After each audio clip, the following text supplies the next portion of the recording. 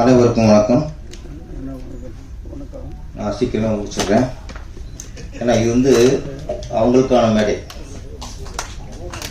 பணம் முதலீடு பண்ணி உழைச்சிருக்காங்க, அவங்க மனசு விட்டு பேச வேண்டிய மேடை இது. அதனால் தயாரிப்பாளர் அதிக நேரம் பேசிட்டு நினைக்கலாம் தவிர பேசி ஆகணும். அவங்களுக்கான மேடை தான் அது, அவங்களோட விழா அது. அதை கொஞ்சம் பொறுமையாக கேட்கக்கூடியது நம்முடைய கடமை.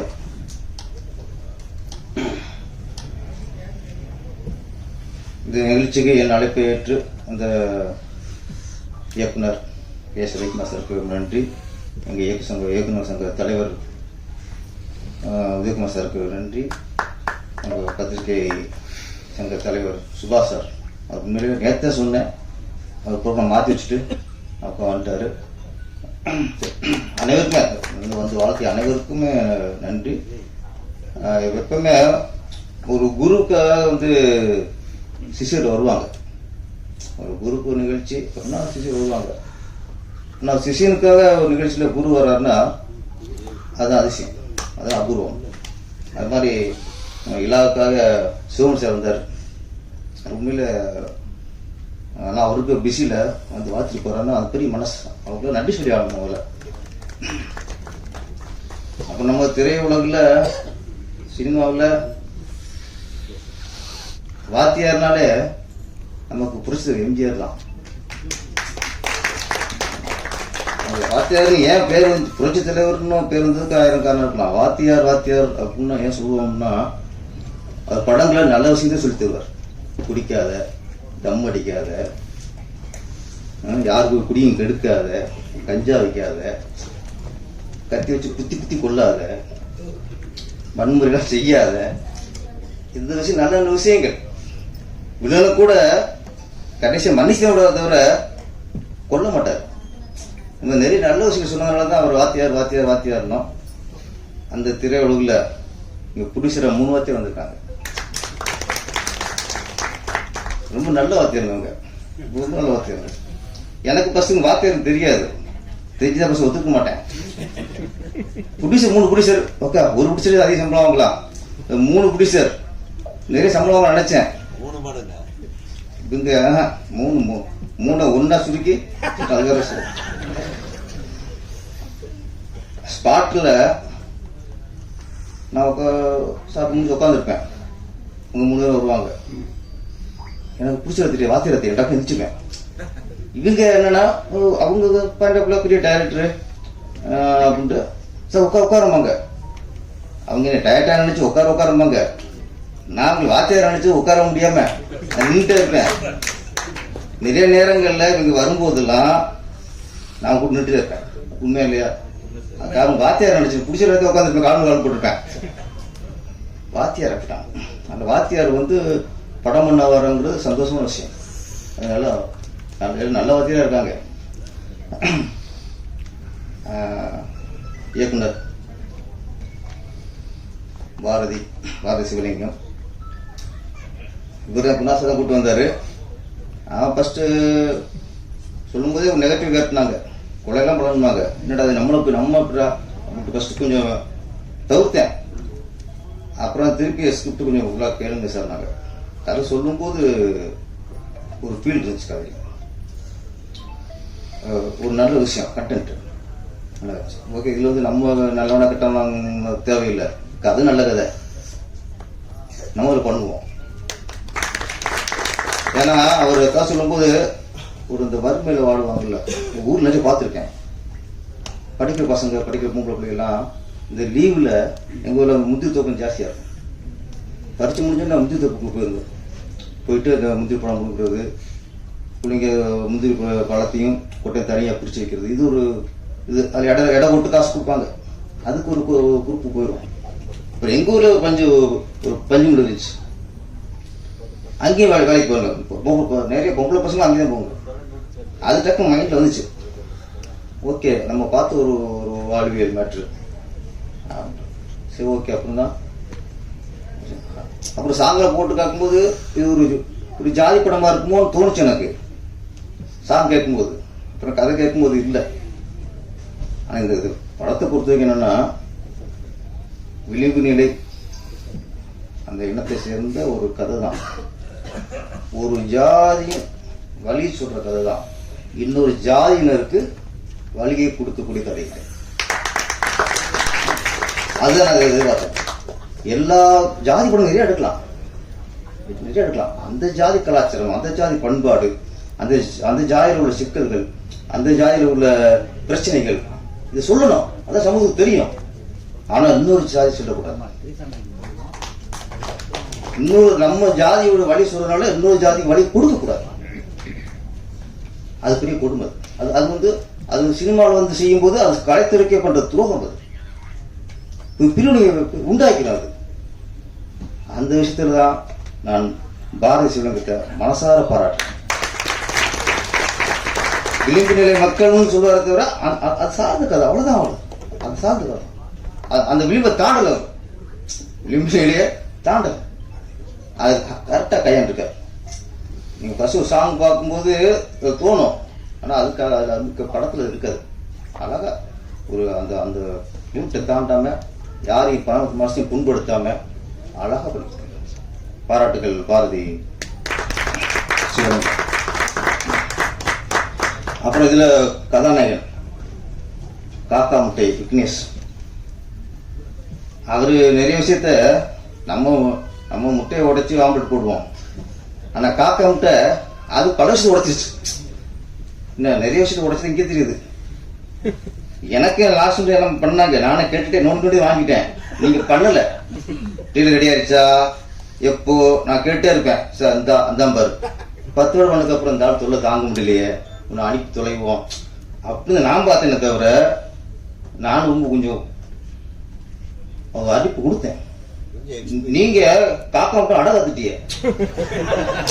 நீ அடை கூடாது. திருப்பாச்சார மாதிரி ஆர்வம் தூக்கணும் ஹீரோனா. ஓகே, அது கொஞ்சம் படம் நம்மளால ஒதுக்கிறாங்க நம்மள.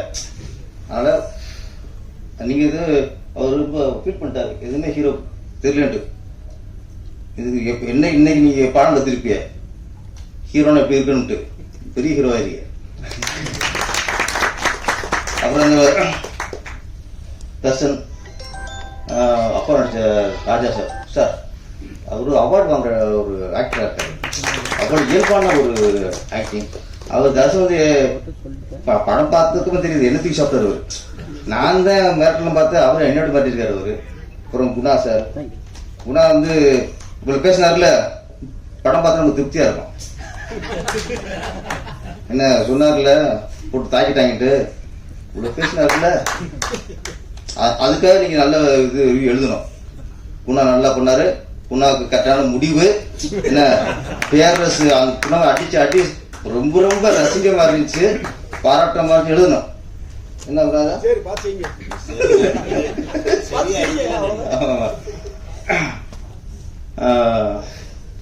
சென்ட்ரல் எல்லாம் சொல்லிட்டாங்க. டைம் ஆச்சுனால சீக்கிரம் கொஞ்சம் முடிச்சிருவோம்.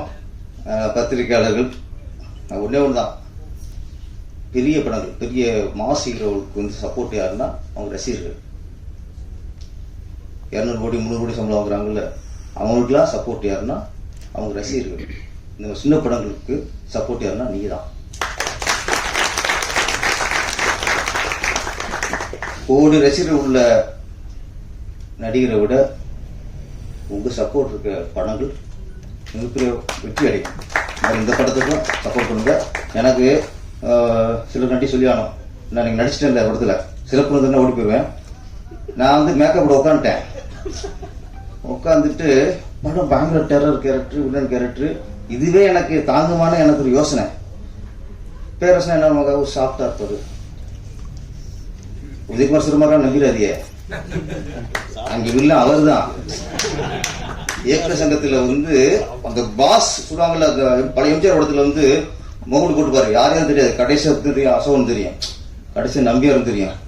ஆனா நம்ம நினைச்சுட்டு இருப்போம் மனோகரா இருப்பாரோ, இவரை தேங்காய் சீனிவாசன் இருப்போம் நினைச்சுட்டு இருப்போம், கடைசி வேற இருப்போம். அது மாதிரி அவர் சொல்றதுலாம் தேங்காய் சீனிவாசன் காட்டிக்கிருக்காரு. மெயின் பாஸ் அதுதான். அதனால நான் ரொம்ப சாதுவேன். கேட்டு பாருங்க, ஈசி மெம்பர்லாம் வந்துட்டாங்க இங்க. ஆமால, ஆமா சாது. உட்காண்டேன். எனக்கு இப்படியெல்லாம் நம்மளை நான் வந்து ஒரு மேக்கப் மேன் வருவார், பார்த்தா மேக்கப் உமன், அவங்க என்ன இவங்க சார் மேக்கப் போட போகிறாங்க. எனக்கு ஷாக்காக போச்சு. நம்மளே மென்மையாக இருக்கோம், இப்படி மாற்ற நினைக்கிறோம், என்ன லேடி வந்து இப்படி போடணும். நான் பார்த்தேன், எனக்கு கொஞ்சம் இதாகிடுச்சு. நம்ம அங்கே போய் ஒன்று சொல்ல முடியாதுல்ல. பார்த்து ஒன்றே சொன்னேன், வேறு ரிக்வெஸ்ட் பண்ணல. நான் போய் உட்காந்துட்டேன். அம்மா நான் பேரரசு தெரியக்கூடாது, என்ன சார் பிடிச்சிருக்கிய, டப்புன்னு ஒரு பேச தெரியக்கூடாது, என்ன பண்ணி முடியலாம், அக்கௌண்ட் கேஷ் இருக்கக்கூடாது என்ன. அவங்க உட்காந்துட்டேன். அவங்க சரி ஏதோ இந்த பிளவு இதாக சொல்கிறாப்பிட்டு அவங்க திறமை காட்டிட்டாங்க. நம்மளை எப்படி கொடூரமாலாம் ஓட்டு பண்ணணும், அங்கிங்க வெள்ளையெல்லாம் தடவி இந்த பாருங்க பாவம். எனக்கு வந்து பாவமாக இருக்கு.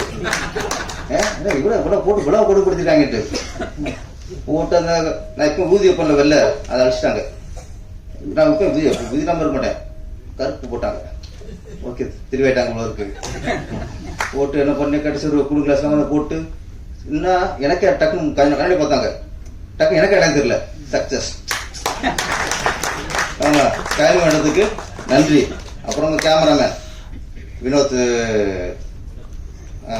காந்தி. அடுத்து மேக்கப் போட்டாச்சு. அடுத்து கேமராமேன் அவர் கையில் இருக்கல நம்ம எப்படி காட்டுறதுன்ட்டு.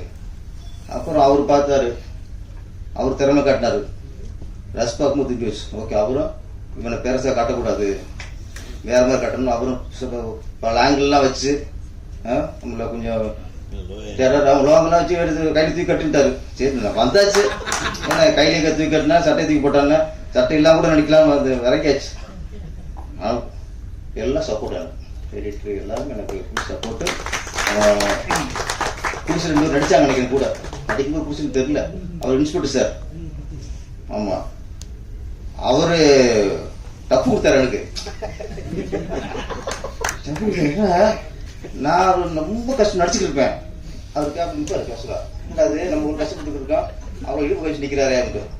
அப்புறம் எனக்கு சார் கொஞ்சம் இப்படி பண்ணுங்க சார்ண்ணே, இப்படி பண்ணக்கூடாது சார் நாப்பில். சரி ஓகே அப்படின்ட்டு அப்போ நான் அவர் கேஸ் தகுந்த நான் மாற்றிக்கிட்டேன். என்ன ஓகே இவருக்கு ஒரு ரொம்ப கேஸில் இருக்காரு ஓகே அப்படின்ட்டு உங்கள்கிட்ட நான் சில மாற்றிக்கிட்டேன்.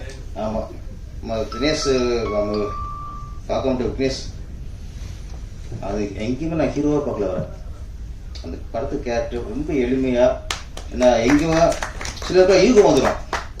என்னடா நம்ம ஃபுல்லாக பண்ண நடிச்சுக்கிட்டு திடீர்னு ஒருத்தன் வர்றான் பில்டப் பண்ணுறாங்க அப்படின்னு வரும்ல. எதுவுமே இல்லை. அவர் வேடிக்கை வந்துருக்காரு என்னதான் பண்ணுறாங்கன்ட்டு. நான் திருப்பி பார்ப்பேன், ஒரு உருவம் நிற்கேன். பார்த்தா நம்மலாம் ஹீரோ ரூமில் இருப்பார், ஏசி ரூமில் இருப்பார் நினைப்போம்னா என்னதான் பண்ணுறாங்கன்னு அவர் பார்த்தே இருந்தார். காக்கா முட்டை சீக்கிரம் தங்க முட்டை ஆகணும். காக்கா முட்டை வேணும். கதாநாயகி அந்த காட்ட விட அது வேறு விஷயம். சரி இங்கேயாவது பார்த்துருவோம் பார்த்தேன். விஜயகுமாருக்கு பயந்து அதே வந்து கட் பண்ணிட்டாங்க. என்ன அவர் போன் நம்பர் கேட்பாரு, அவர் போன் நம்பர் கொடுக்கும். அது நான் பேசுறது விட்டு அங்கேயே ஜூம் போவாங்க. அவங்க இங்கே பேசிக்கிறேன் அவர் தான், அதை விட்டுறாங்க. அங்கே பிளான் பண்ணி அவங்க மந்திராவும் அவரும் என்ன பேசிக்கிறாங்க அங்கேயே பேசு மற்ற நல்ல கீழே தப்பிச்சுது. என்னதானே இல்லை நாளைக்கு ரோல் போட்டு நாளைக்கு மேட்டு கிடைச்சிருக்கோம். நாளைக்கு ஃபங்க்ஷன் வரும், அடுத்து ஒன்று வந்துடும். அதனால கீழே அங்கேயும் காட்டல இங்கேயும் காட்டல. ஆனால் கேமராவும் நல்லா கட்டியிருக்கேன். ரொம்ப போக முடியாது. அழகா நாளைக்கு நல்ல ஒரு சோபா மாதிரி ஒரு பழைய சோபா இருக்காங்கல்ல அந்த மாதிரி ஒரு பேசு. இந்த படம் சென்ட்ரல் மிகப்பெரிய வெற்றி அடைந்து பாரதி மகாகவி பாரதி மாதிரி நான் நாடகம் பேசப்படுற அளவுக்கு இயக்குனராக வரணும். புரிசார் பாத்தியார்லாம் அடுத்து வந்து செம்மத்தியை சம்பாதிச்சு இன்னும் பேசுகிறாருணும். நடித்த டெக்னீஷியன்கள் எல்லாரும் அடுத்த படத்தில் எங்கள் உதயகுமார் சார் நடிக்க வச்சிருக்க. இல்லைன்னா சங்கத்தை போய் பிரச்சனை வந்துடும். நன்றி வணக்கம்.